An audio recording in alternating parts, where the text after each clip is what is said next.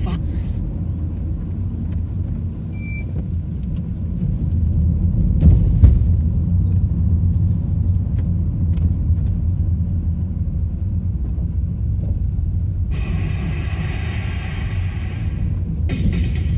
mornings with Danny Baker on 5 Live. Call 08085 909 693. Text 85058. Email lord.reith@bbc.co.uk. Normally at the top of the show, shine a spotlight, if you will, on people's birthdays. It is who otherwise never get the pop stars and actors and stuff. Ernie Lynch today. I'm not quite sure. I think they're 111 or something. Who's Ernie Lynch, Dan? Ernie Lynch. Oh, I thought there was one where I was supposed to. No, Ernie. No. It's all right. No, I'm overeating the pudding. That's perfectly right to say. Ernie Lynch. Or you probably know him by his stage name, or the name that the world knows him by. His name's Ernie Lynch. Che Guevara. Oh. Che Guevara's real name is Ernesto Guevara Lynch, because he's from Irish parentage. Yeah. But Ernie Lynch was his name. And you know what Che, how he got called Che? Guevara was the middle name, because he's from Argentina. And then he gets to Cuba, and they've said, well, we'll go with the Guevara part of it. And because in Argentina, whereas we go, I don't know, all of those interjections, in Argentina it's about Che, let's say, and he would say, Che, and he got known as Che. And Che Guevara is purely a speech affectation that the Cubans, but his real name is Ernest Lynch. How about that? Che Guevara. He wouldn't like the t-shirts if it had been known. He wouldn't have the posters up in the 60s, Ernie Lynch underneath it. But that's his name. We've got Patrick and Vanessa and Richard and David coming right at you. Ernie Lynch. Look at those t-shirts. Lynchy. Ernie. What do you got over there, Peps? This is from Peter, catching up with the podcast. So this is the week before last show this week. On the subject of perks of your parents' job. Okay. My mum and dad had various pubs over a 30-odd year period, and me and my brother had some great perks. We could play records for free on the jukebox. We could keep the old records when new ones were added. Free pool, free darts. Right. As I got older, I would help myself to the odd drink or two and sneak them into youth club. As an aside, my mum and dad were destined to be publicans, as an anagram of my name, Peter Barnes, is beer parents. How about that? That is something. That is something. That payoff there, because we've done growing up in pubs before. But beer parents. Beer parents. Here's our friend Patrick. Hey, Patrick. Hello, Danny. How are you? Good as gold, Patrick. I appreciate you being there. Vanessa and Richard and David are next. Patrick, because we're nothing if not in a topical show, we rip all of our conversations from today's headlines. We're doing getting caught cheating or catching somebody cheating. What have you got for us, Patrick? Well, it's a shameful episode of history, Danny. Has to be said. The children have all worked away and lived away, and we got together one Christmas, and we had the family game of Sugar Up Shoots. So there's 5 of us, there's Denise, Alex, Philip, wife Margaret, and I. It was a tense game. It was a very tense game. There were 3 or 4 of us on 6 cheeses, and we reached the dinner one where our Philip had the cheese in the middle of the board, and Denise had to ask the question that could have won him the game. So she lifts the card out of the box, reads the question, looks at him and says, "You'll know this, you've won it. You've won it." And Philip looks at her, "So you'll have to ask the question. Just ask the question." She says, "No, you've won it. I'm not going to ask that question. I want to ask a different question." So let me just notice that, because she feels it's too easy a question. Let's come off. She doesn't want to ask it. Yeah, I can get that. I wouldn't do that either. Yeah, I know. No, totally. It's very competitive. It is. It's very competitive. I mean, any time they take one and it says, on the Beatles album Revolver, I can't ask you that because I'll have to take another one. So, no, my fault, that's the one. No, I totally get that. That's too easy. Can't put these things can't be left out of luck. No, go on. She was going to lose the game, so she looked at the card, she looked at Philip, she looked at all of us, and she ate it. She ate it? She ate the card? She ate the card. Bravo. She ate the card with And so you've never found out what this question is?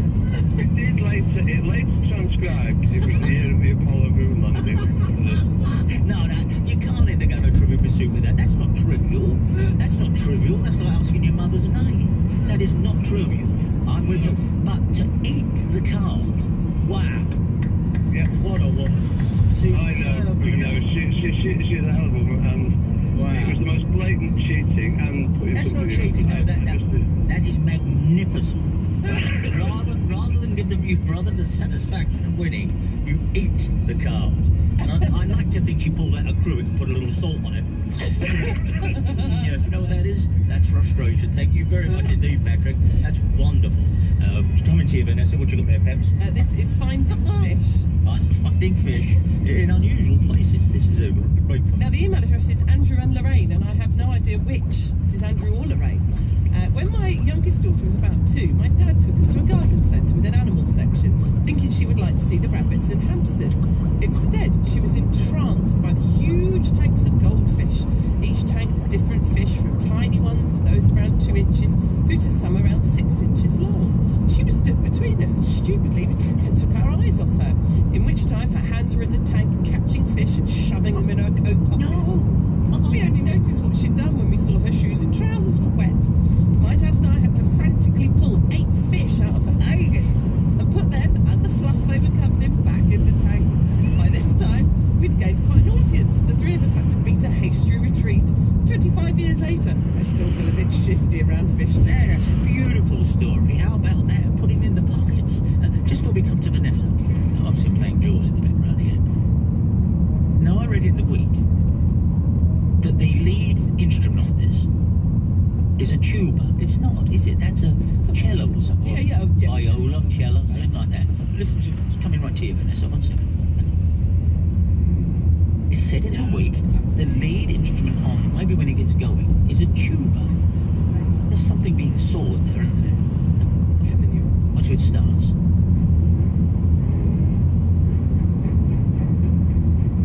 There's one over here, a tuba. Pop, pop, pop. That's not lead. No, I thought that was wrong. No, it was totally wrong. Here's our friend Vanessa. Thank you. Sorry about that, Vanessa. For some things need clearing up immediately. Vanessa, this stuff. Thank you, Vanessa. Thank you for being there. Stuff you've had in your mouth. Right, okay. So many moons ago, when I was a teenager, I'd been out clubbing, night clubbing, obviously not whacking people over the head, and I got home, and you know that thing you do when you're a little bit tipsy and you're sort of shh, and you're trying to be quiet, and I kind of crept in. Mum and Dad were quite strict, so I had to be very quiet, didn't turn any lights on. Normally, in a situation comedy, Vanessa, drunk people on their way up the stairs trying to be quiet turn to nobody behind them and go, shh. There's nobody behind them. Okay, so there it is. You're trying to creep in without much noise. Yes, so I sort of crept in and I crept up the stairs and didn't turn any lights on. Just before I went to bed, down in the kitchen before I went up, I poured myself a glass of water, because there's that old thing they say, oh, if you have a glass of water, you won't have a hangover. That's what they say. So I poured this, so they say. So I poured this glass of water, sneaked into the bathroom. It was pitch black, but there was a glazed bathroom window, and there was a slight light coming in from a lamppost outside, so I could kind of see what I was doing. So I put my glass of water on the side, had a quick wee before I went to bed, picked up the glass of water, had a swig of it, and it tasted really weird. And just at that split second as the taste hit me, something kind of hard hit me on the teeth, and I thought, I don't remember having any ice. Oh no, I'm so far ahead of this. Go on. I shut the bathroom door and then put the light on, and there it was, the upper set of my dad's full teeth. Let's give that a second here. Can we just turn this up in the background? Hang on 1 second. This is all the demons hatching out. It happens in A Clockwork Orange. The parole officer who comes to see him takes a drink with false teeth in it. Now, I know, look at Pepsi's face. But it happens, and it happened to Vanessa. Now, again, in sitcom world, the teeth would have settled over your teeth, and you'd had a great big mouthful of teeth. I think Tommy Cooper The don't. doggy Go on, what? dentures advert. Like the doggy Exactly. dentures advert. That's it. Now, your reaction to this was sanguine, or you fainted and woke up about 3 weeks later? No, it was that sort of thing of disgust, like someone's kind of put ice cubes down your back. You know that face that you pull. I know. You don't. And I can just the memory of it now makes me still pull that. Well, face. and now you've passed it on to the rest of the nation. You've passed it on to them. Thank you very much indeed, Vanessa. Stuff you had in your mouth. We should have seen that one was driving towards us. Richard and David and Sue are coming next. What you got there, Peps? This is so short. And I know the team have tried to get Ian on. Ian sent this on Twitter. This is your first job was frankly bizarre. First job. Hairy hand on the ghost train at the fair. Oh, man. Wow, Ian, come on. Tell us about that. That sounds like a great job. Yeah. Now, if you're going to work in a fairground, yeah, okay. I'm trying to think of a bad job in a fairground. I'm trying to think of anyone who's ever worked in a fairground. But so if you're in a fairground, you can be on the 3 darts in the cards thing. The waltzer. That's all right. That's okay. The waltzer. There's a little danger in that, but in terms of hooking up with the, part, pretty good. The waltzer. David Essex does it, and that'll be the day. But number one job, surely, is being the hairy hand. Now, put this on. Stand there when it comes around the corner. That smell of electricity in the ghost train. and then you just touch people on the head. What a job. Oh, what a job. I envy him there. Here's our friend Richard. Hey, Richard. Morning. Morning. Hi, Danny. Hi, Louise. Nice to talk to you. Thank you very much for being there, my friend. This is a dear old friend of ours called Finding or Losing Money. What do you have, my friend? Well, it's sort of losing and finding money. It's about 15 years ago, cycling to work, as I did from Northolt to Covent Garden, and through on a sort of tarmac footpath in Woodland, and my coin purse fell out of my jacket pocket. You have a coin purse? Well, it's very bold of you to admit that on national radio. You have a coin purse. It was in my pocket and it fell out into the undergrowth. It had about 8 or 9 quid on it, which was quite a lot of money in those days to me. Yeah. So I'm rifling around in the undergrowth trying to find it. And a couple of minutes later, a guy in an electric wheelchair turned up. And he asked what was going on. And he helped me look for it in the undergrowth as best he could with his walking stick. Well, we couldn't find it for love nor money, so we parted company. I cycled on to work. Several weeks later, I met him again on the footpath. He was by then walking with a walking stick. And he said, "Aren't you the chap that lost his coin purse?" I said, "Yeah." And he pulled it out of his pocket and he handed it to me. I said, "I've been coming back every day since to try and find you, and here we are." And every penny was in it, and it was like sort of... And this is why he's mobiling it. This is why, because a hand come out of the sky, you do good deeds. Absolutely, my friend. Now, and you didn't even get a chance to reward him. No, and he just didn't want a long conversation. He just walked off into the distance, and that was it. That's a beautiful story. Absolutely beautiful story. And that 9 quid you've still got, haven't you? Am I right, Richard? Yeah. Because you call it a coin purse. They used to be called grouch bags. That's why. Right. This is why Groucho Marx was called Groucho Marx, because he kept his money. He kept his coins in a leather grouch bag, as they were called, around his neck. It was in vaudeville when they was first starting out. You get your money nicked. So in future, if you're doing radio shows again with that story, and it's always worth it, instead of coin purse, go for grouch bag. That's the style. Bless you. Thank you very much indeed, Richard. We've got David, and then we've got Sue, and then we're out of here. Something else, Peps. For those who were maybe concerned earlier about Marine FC's pitch, they were inviting people with forks to come and get rid of the puddles. Following pitch inspection, the game is on. Marine FC against Buxton FC. There we go. Mainly thanks to our audience. We are a sports station. We are, by the skin of our teeth, a sports station. And I did say to them, there's the finals of What's the Time, Mr. Wolf? Yes. It's on. And I got the time wrong. It's not at 3 o'clock. It actually starts at 1 o'clock. If any of your kids want to go down there, I'll find out actually where it is. And there's 9 nations competing. I don't know how you win it. I don't know how they'll get a nation to win it. What's the time? Surely that's if you're wall still stuck? No. I don't know the rules of it. I enjoy. Who's the winner? The wolf or the participants? The kid, you go, what's the time at all? And you turn around and you grab, I suppose, the last, I don't know. If anyone can tell us anything about the what's the time, Mr. Wolf finals, which are actually in Southampton this year, please let us know. Here's our friend David. Hey, David. Morning, Danny. Morning, David. When's the last time you played What's the Time, Mr. Wolf? When I was at school, I remember playing it in the playground. I used to go Great to game. Overchurch Primary School in it was the Wirral in Cheshire, yeah. Yeah, I know. It's been I fun. can't remember the rules. No, I can't remember the rules. British Bulldog and all the other playground games. Yeah. What's the time, Mr. Wolf? I don't know how they've turned it into a competitive sport. But the finals are today. David, what are you calling in for? Well, I'm calling in for a bizarre job. Okay, your first job, frankly, was bizarre. How so, my friend? Well, I started my first real job as a apprentice carpenter down in Cornwall when I used to live down there.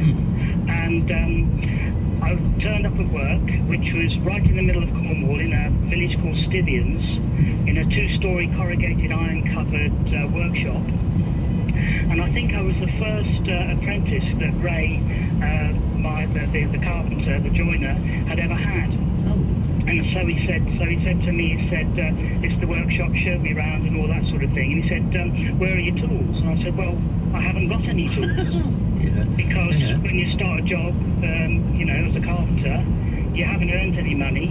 So you have to earn some money to be able to buy some tools. And he suspected that you would turn up with one of those, butch belts on with hammers hanging off it. He thought That's right. Yeah. Well, back in the day, you used to have to make a box to put all your tools in. You had to make the box as well?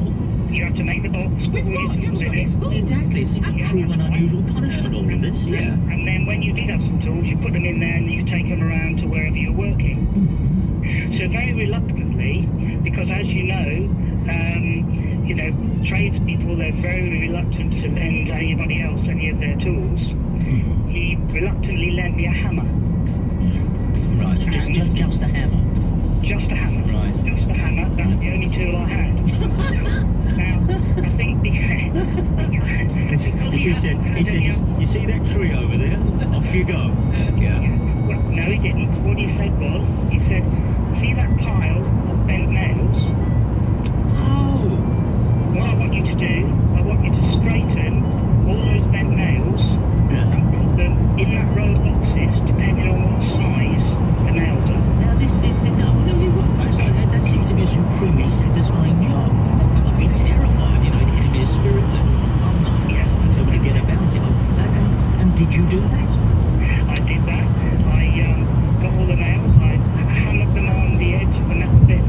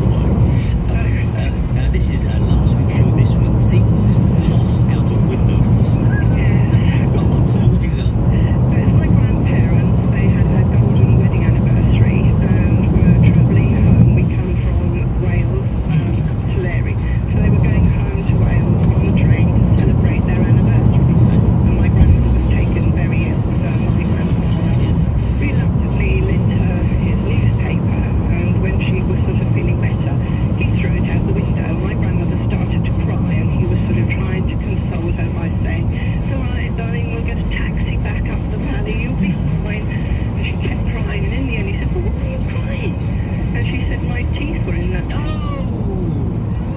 All her golden wedding photographs were after my grandmother toothless. And then when she came back to Essex, she went to the dentist and she said, "Can I have a new set of teeth?" And he said, "Well, where are the last lot?"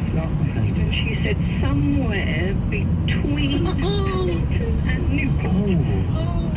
No, so he borrowed a newspaper, she wrapped her teeth in it, and he did it. She was being very sick, so I guess her teeth came out as they she did, yeah. And so he thought, what am I going to do with this? So he just threw it out the window. See, a lot of people are saying, well, you shouldn't throw people's teeth out of windows. Even in a past age, that was frowned upon. And yet... Definitely. And yet... I didn't have my grandmother, but she lost her teeth.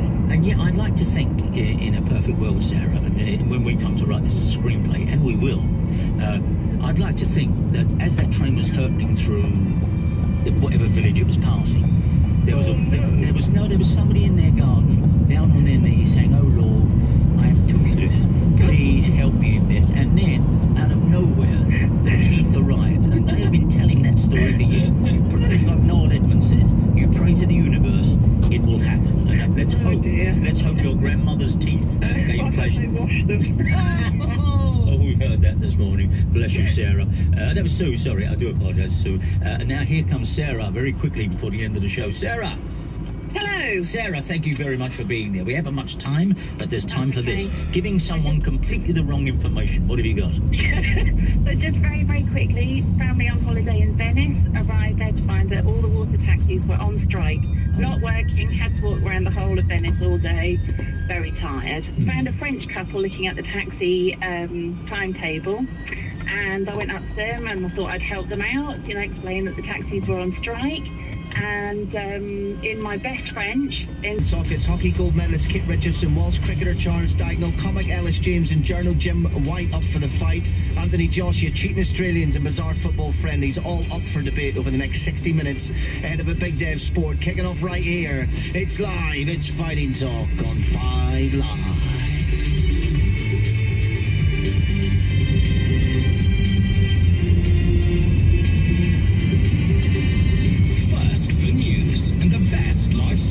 This is BBC 5 Live. Good morning, everyone. I'm Colin Murray. Let's get the sports headlines with Don Busby and the news headlines with Faye Ruskell. The top news story: 2 terror suspects complain about losing British citizenship. And in sport, Broad hits form as England continue to lead in Christchurch. And you can catch up with any missed... 4 minutes, and he volleys left-footed beyond Buckland into the corner of the Stoke City net. Yeah, substitute Andy Carroll denied Stoke a crucial victory. The 1-1 draw in London last night leaves Stoke 5 points from safety with just 4 Premier League games left. And manager Lambert knows they need wins. Still think we need 3. We're going to have to win. That's the beauty about it. We know exactly what we've got to do. But you see the supporters are right behind us. And if the team had been playing that at the start of the season, 1, I wouldn't be here, and 2, they wouldn't be in the position we're in. Stoke took the lead when Joe Hart spilled Xherdan Shaqiri's shot to Peter Crouch, with the England boss Gareth Southgate watching on. Chris Sutton was commentating. He says Hart can't now go to the World Cup. Is he going to make a save? Is he going to keep us in the tournament? That's how Gareth Southgate has to think. Does he trust you? He was here tonight. After seeing that, how can he go away tonight from the London Stadium and feel he can trust Joe Hart in an England jersey again? It's good fun listening to Chris Sutton. You can hear more from him in the Football Daily podcast tonight with commentary of Brighton against Tottenham. We'll speak to Brighton's Steve Sidwell after 8. There was a strange interpretation of VAR last night in Germany. The ref awarded Mainz a penalty he'd previously turned down. European football journalist Andy Brassel explains. Basically, the players went off the pitch. The ref had a look at the video and then called them back, gave a penalty to Mainz, so the players all had to come back on. Mainz put it on the spot. The Blasses took it and scored potentially one of the most vital goals in the season at the bottom, but a new low really for VAR. Yeah, it really was. Mainz won that 2-0. Amir Khan says his new trainer Joe Goosen has made him a better fighter. Khan returns to the ring after 2 years out to box Phil Manchester and Birmingham, 17 in Plymouth and 24 degrees high expected from London. For Scotland and for Northern Ireland tomorrow, still quite a bit of cloud, some rain which will eventually clear. The temperatures here even about 17 or 18 degrees Celsius. True, Kate. Thank you. you. 7:41. This is BBC 5 Live, available on the BBC iPlayer radio app.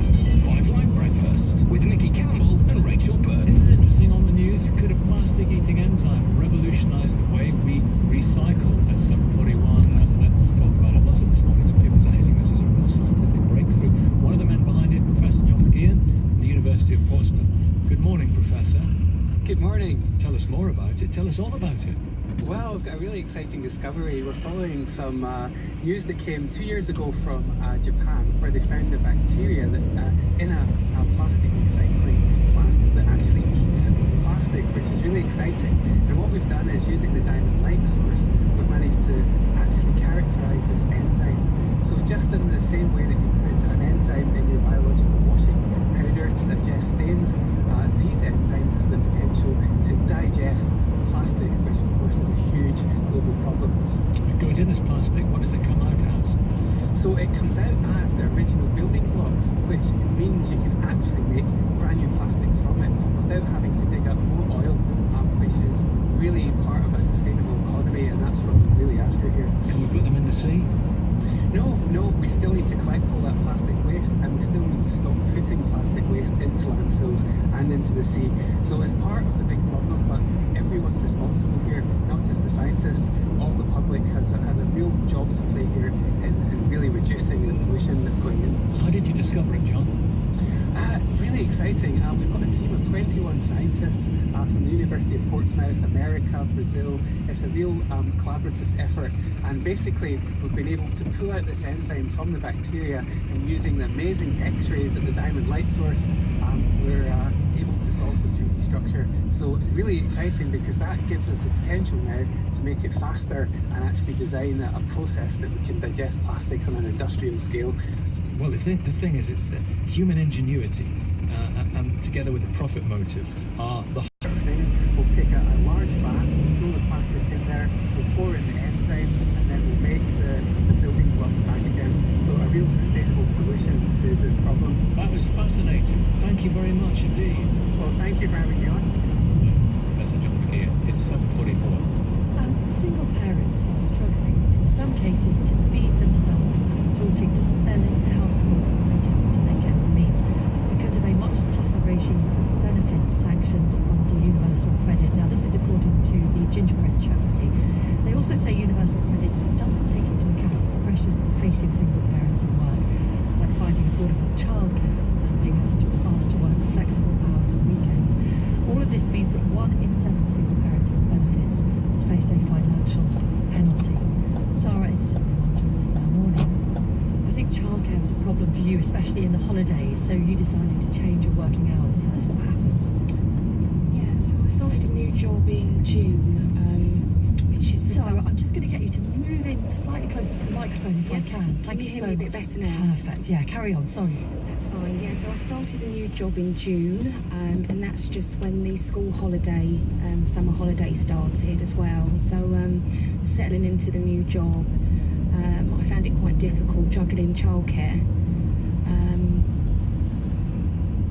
And you went to the job centre, I think, and you said to them, look, this is an issue for me, I'm going to reduce my hours. And what did they say to you at the time? They said to me, that's fine. The lady I spoke to, my work, to tell them about my change of circumstances. I then found another job, which, I was able to find a job as a carer, which allowed me to sort of work around the school run times.